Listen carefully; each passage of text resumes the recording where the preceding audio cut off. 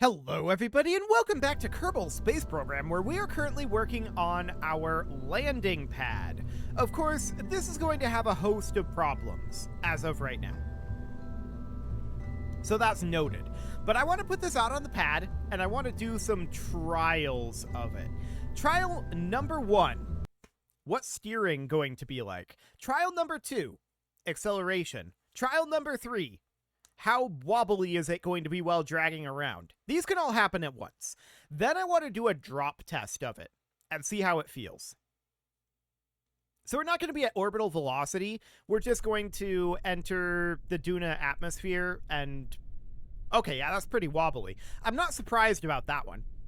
We're going to need, I think, infinite electricity, right? Not yet, anyway. Okay, acceleration seems semi-decent. Of course, we haven't changed our traction control here. Steering is not ideal, that's for sure. Half of these need to be inverted, and it is this side here that needs to be inverted. So that's noted. We can definitely do that. Inverted, inverted, and inverted. Of course, we don't need all of these to be steering. Otherwise, we end up with this, and we start going at a 45-degree angle instead of turning. So we want to disable steering back here and disable steering back here. Okay, I mean, this is not surprising that that happens. Cool. Let's get this turned, and yes, we're out of food and water. We're not actually going to have Kerbals in here. That's understood. So we definitely have a good steering mechanism here. I'm not opposed to that one. And it seems to work well enough on that front. And then if we wanted to drop this down to 90, boom. That's a little bit energetic. But now the question that I have is, if we bring this to a halt, so we'll turn the brakes on, we'll have the brakes cranked later on. But if we bring this to a halt, and then this is able to hold in Kerbal gravity, which I'm a little surprised by. Okay, we don't want it to be quite down that much. What I really want to do at this point is just undock this. This is in Kerbal gravity, so this is going to be more strain than what we actually are going to have. Then, okay, so it just kind of sits there.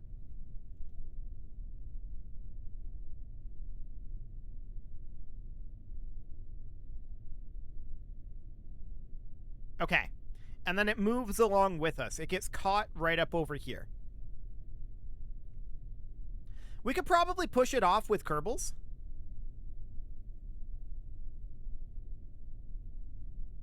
Or we could have a pushing mechanism.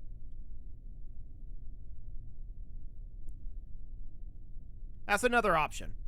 Okay, let's pull this back to launch here. Or actually, let's go to vehicle assembly. We know that we need to invert the steering on this side. So let's go ahead and do that in here. And then we know that we need to disable the steering back this way. So let's do that for now. There we go. And then I'm going to make sure that we don't have Kerbals in here. This is all simulated, but that's fine. So now let's do a drop test. So we'll go ahead and launch this. And we're going to put this not in orbit over Duna. What we're going to do is just, well, we could actually put it in orbit and then use the fuel in the launch pad to deorbit it a little bit. That's a theoretical possibility. That would be a more realistic launch for us anyway. We don't need to have MechJeb here. I don't know why that's popping up. Let's hop over to setting our orbit around Duna as low as possible. So I'm going to set our semi-major axis to 0, and then that'll put it at minimum safe value. So there we go. So now we're in orbit over Duna, right? And we need to move over to orbital retrograde. How quickly do we turn? This is actually pretty quick. Seems good. Okay, so I'm going to activate our engine. I don't know how much DV we actually have here. We should have fuel in this. It's not showing up, though. Okay, that's very wiggly. That is absolutely noted. We need to go into here, though, and look at our periapsis here. So I want to just burn this thing down a little bit here. That's interesting. This isn't actually changing our speed.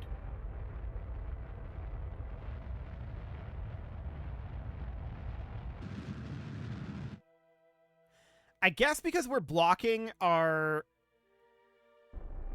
exhaust plumes?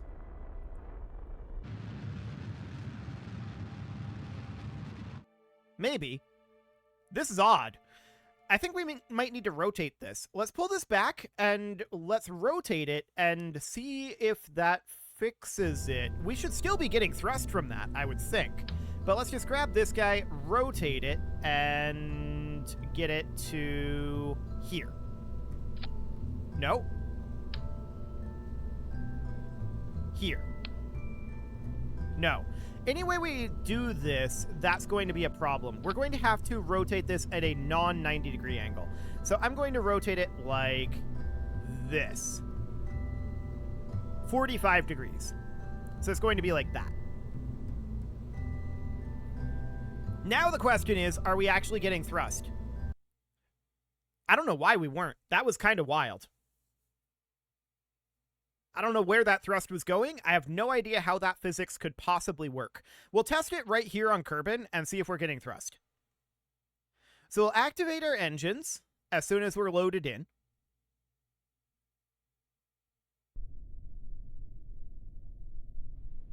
Okay, we'll activate the engines. Are we getting thrust? Yeah, we're getting thrust. Okay, cool. It's very wiggly, no doubt about that. But let's just turn our brakes on, and then let's put ourselves in orbit around Duna.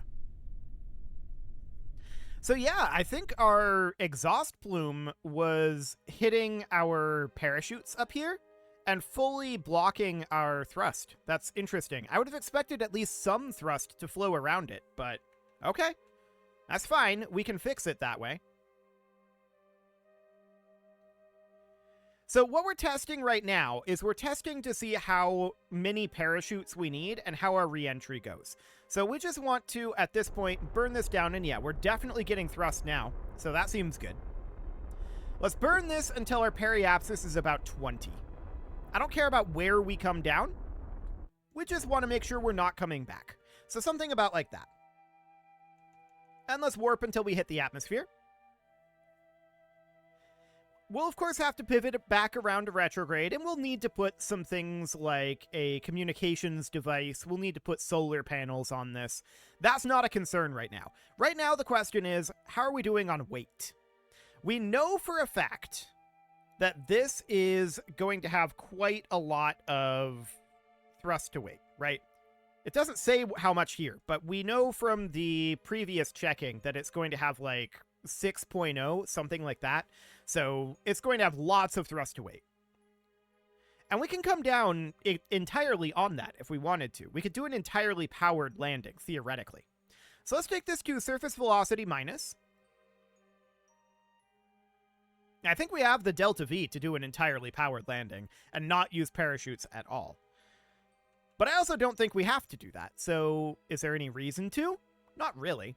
So let's just do a quick re-entry test here, and I'm actually surprised by how rigid this is.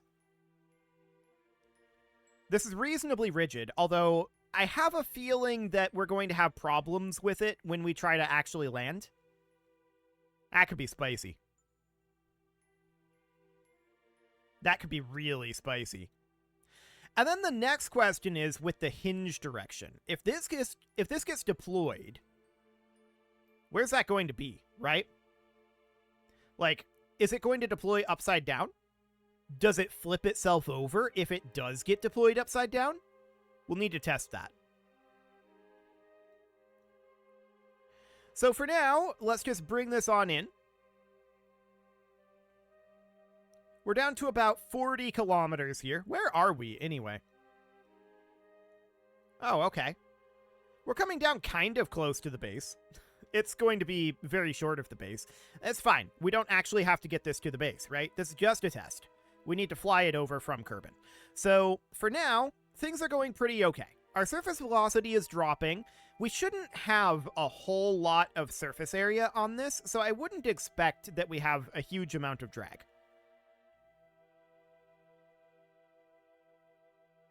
But we are slowing down decently at this point.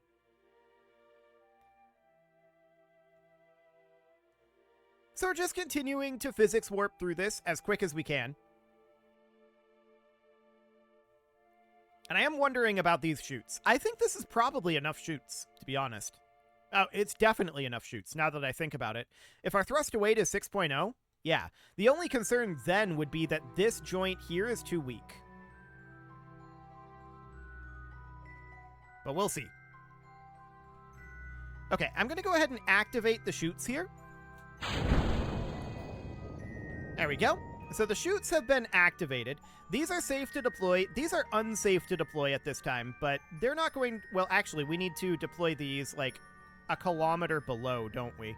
This needs to be at, like, 4,000?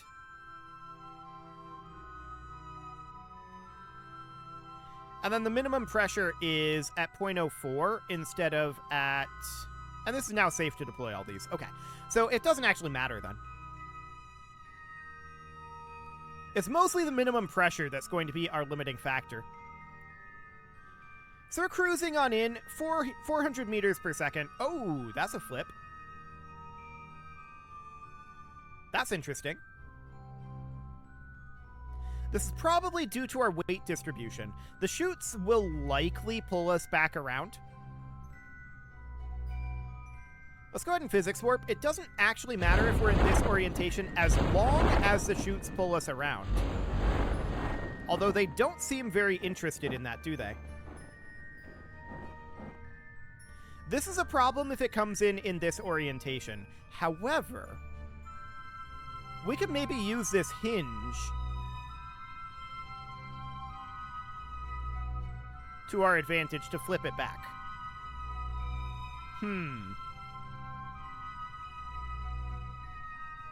What if we came in like this, flipped it back? It's not quite wanting to go all the way around. We'll wait until the chutes deploy, I guess. The drogues are deployed. Are the mains actually deployed?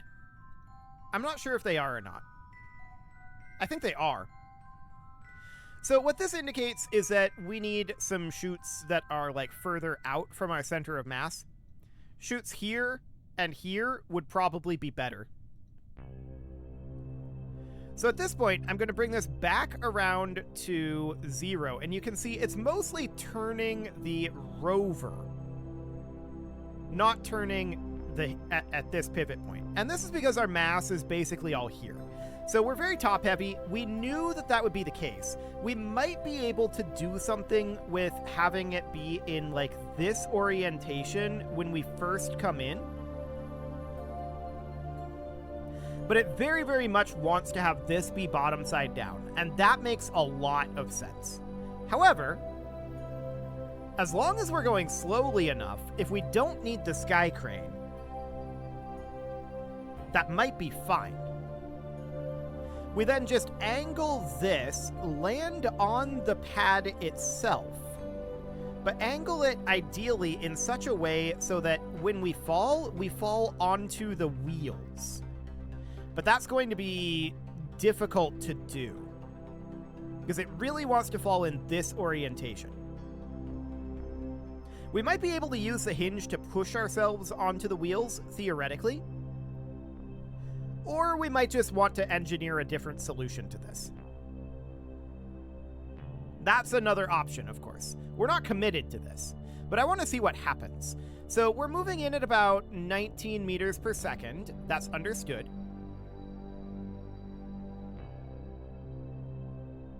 And I want to see what our final orientation ends up looking like. Do we survive with this impacting at this speed? I don't know.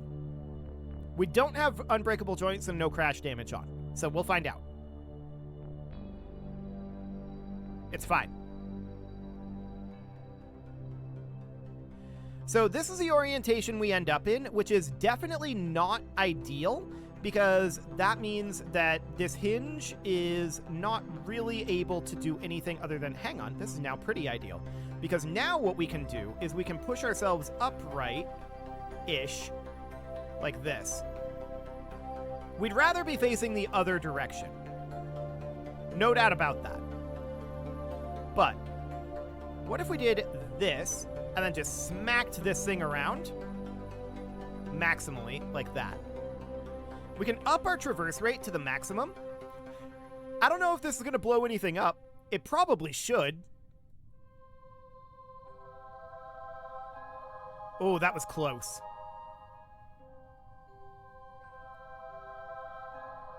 We just need a little bit more momentum here.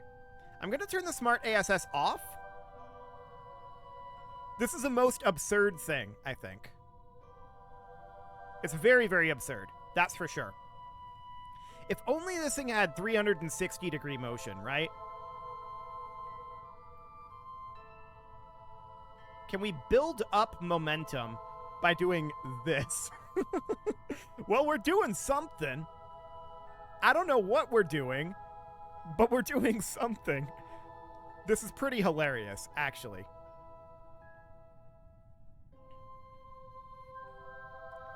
So we're getting turned around, kind of. But our main issue here is that we only have 180-degree motion. If we had 360-degree motion on this, this would be quite doable.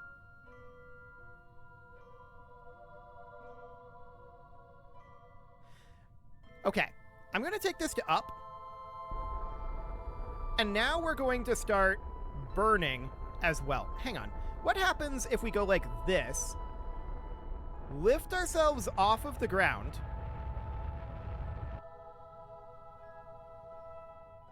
okay, that's very, very interesting. This is doable. We can actually do this. Hang on. Let's do this, lift ourselves off of the ground, and then flip it. Right? Not quite like that. This is still with unbreakable joints and no crash damage not on, by the way. This just isn't breaking. So that's a good sign. Okay, we're in surface velocity up. Our thrust is offset, which gives us some problems. I think we're best off just cranking this.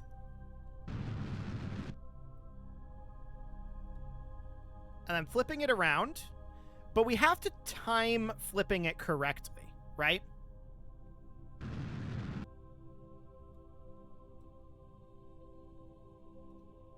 Like that.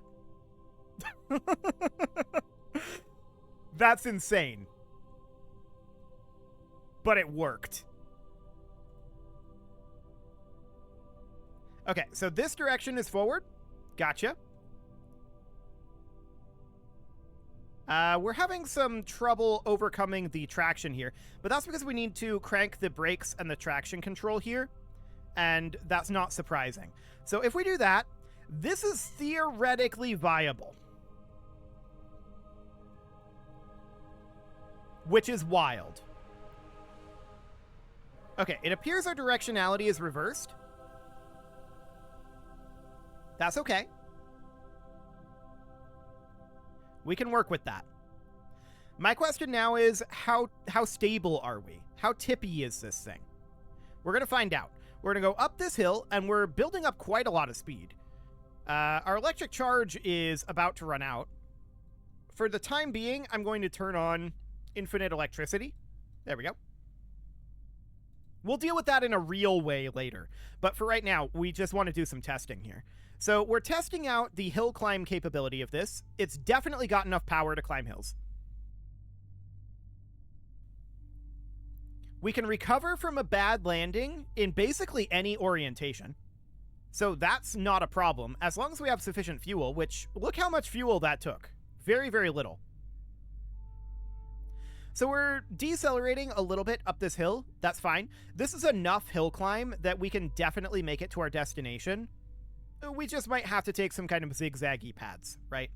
The next question is, if we start going downhill and we crank the speed, and then we turn. Just how bad is our tippiness?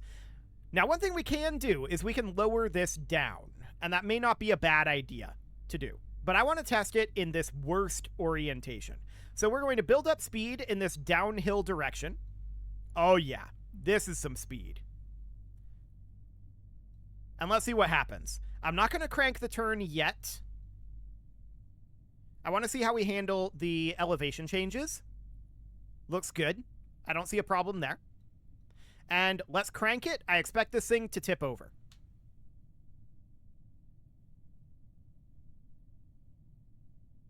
Yeah. That is exactly what I expected it to do. Okay. So we'll go ahead and...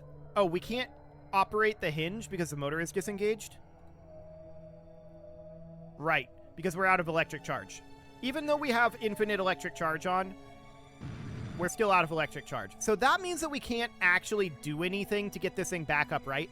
But we have verified that this is actually... What's it doing? It looked like this was coming off the ground, but I don't think it actually was. Okay, we're going to pull this back, and we've definitely learned some things here. No doubt about it.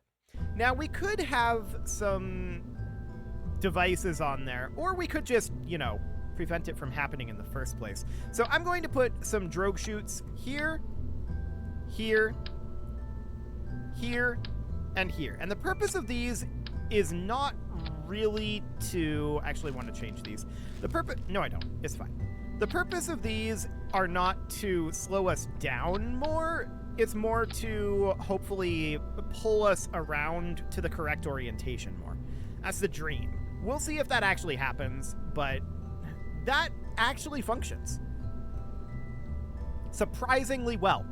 I'm actually shocked that we don't have issues here. I expect that we will have issues here on ascent, but we don't appear to on descent.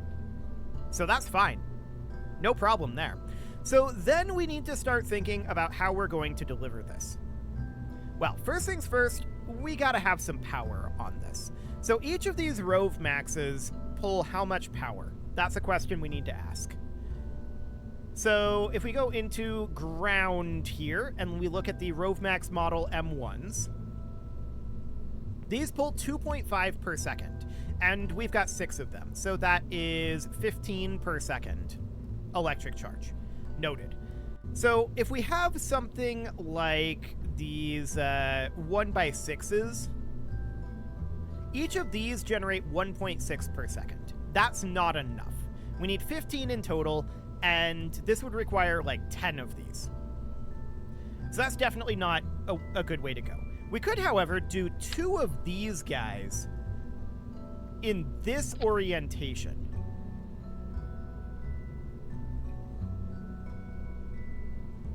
Once extended, can these be retracted?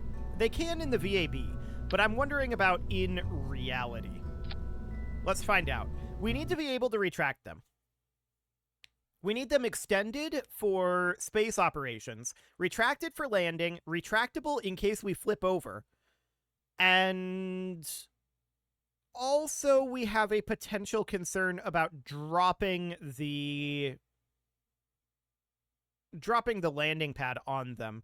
That's something we'll need to think about too. I need to check that orientation. Yeah, we're going to drop the landing pad right on this one. So if that's extended, can it then be retracted once it's out? No. So that's a problem. And then you can see that this is going to be... We need our brakes on for right now. This is going to be put down to about approximately 90 degrees, thereabouts. And you can see, yeah, the moment we eject this, this is going to break. So let's go ahead and do so. Surprisingly, that didn't break.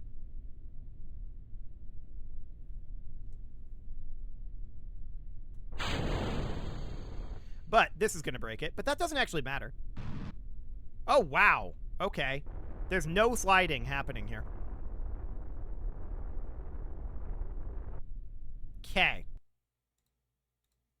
So we need to do something about our deployment mechanism. I think that's very, very clear. So as of right now, this is apparently not an issue. Once we're at our desired point, it should be fine. Actually, I have another weird question. Let's go ahead and put this back on the pad really fast here. I'm surprised that this is working as well as it did, but I have one other question, and that question is, let's say we deploy this and it gets stuck on there like that. What happens if we then activate it? So let's go ahead and make sure that this is extended. This solar panel might not be long for this world at this point. That's absolutely fine. Let's set our target angle here to about 90 degrees.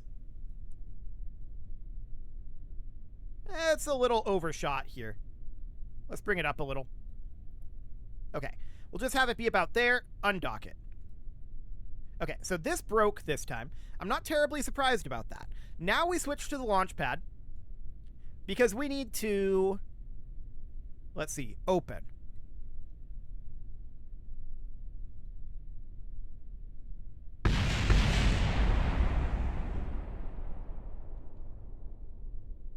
I mean, it's not entirely ideal.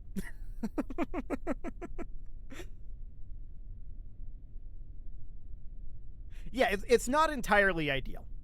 Let's pull that back to launch here. I just want to set this on the ground on Duna. A lot of those interactions was due to falling off of the launch pad, and I want to know what happens if we don't fall off of the launch pad. Specifically, if we're on Duna at the time. So let's go ahead and place this over on Duna somewhere. I don't really care where on Duna. Anywhere on Duna is relatively fine, as long as it's kind of flat-ish. Let's just go ahead and set this. And then once we get loaded in, we'll do the same exact thing. We don't care about the rover. Oh, we're in the wrong orientation. Set this, please. There we go. We were in the wrong orientation, but we don't really care about the rover once this gets delivered, right? And we're not exactly in flat terrain here. Let's move ourselves down to be like down here-ish. At a 90-degree pitch, please. There we go. Okay, so we're turning on, or rather turning up all of these brakes. And we're in a flat-ish area. It's not exactly flat, that's for sure. But this is fine. So what we want to do now is we want to have these solar panels extended. We just landed this thing. We drove it over to the base, and now we want to deploy it, right? Well, it definitely wants to come up off of the ground like that. That's interesting. That's actually a good thing.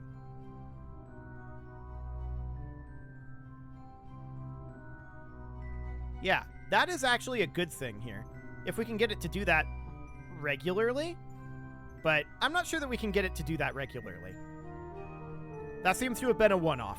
Okay, let's undock this. Let's switch over to this guy. Surprisingly, it didn't break that solar panel. And then it decided to position itself here. Okay. We'll open this. Creates a few problems. Flies up in the air. And how's it want to sit?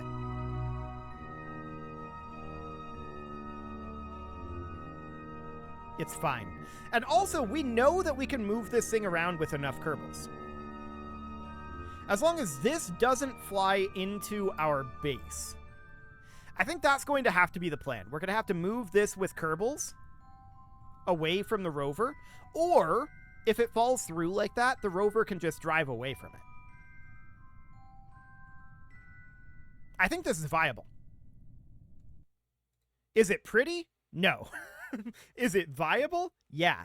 So now we need to start thinking about how we're going to get it to Duna and how we're going to get it into Kerbin orbit.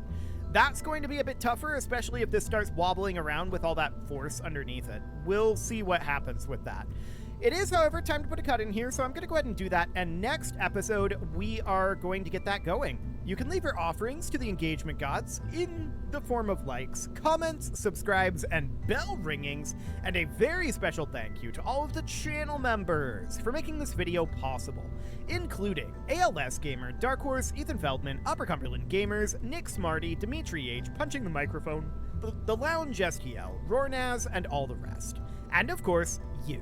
Thank you for watching. If you'd like to support the channel, you can click the join button down below the video, and as always, I will see you all next time.